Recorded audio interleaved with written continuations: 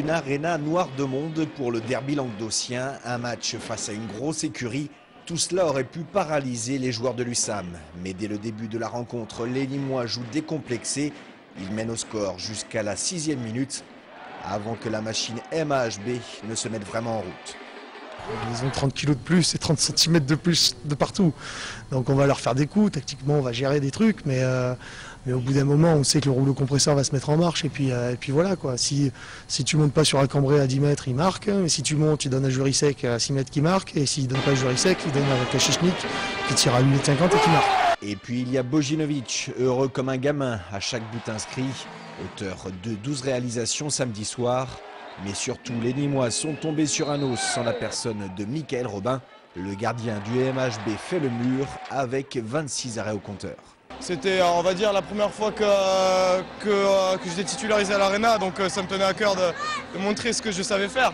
Après, bon, il ne faut pas oublier que cette fois-ci, la défense m'a aidé à faire beaucoup d'arrêts faciles, on va dire. En deuxième période, le MHB mène longtemps de 10 buts d'avance, mais les Nîmois s'accrochent. Les deux équipes le savent, le match est plié.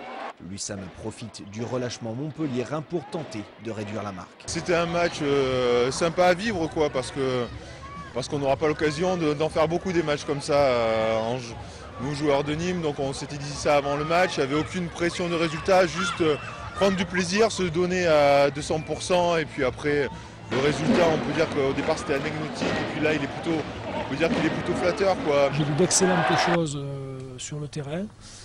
Des joueurs qui m'ont totalement donné satisfaction. Il y a eu malheureusement un peu de laisser-aller à certains moments, sur certaines rotations qui m'ont agacé. Voilà.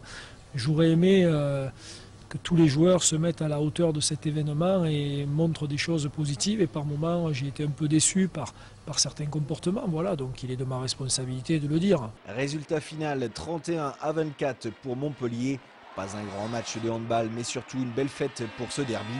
Avec 8500 spectateurs à l'Arena samedi soir, le handball languedocien a trouvé son entre.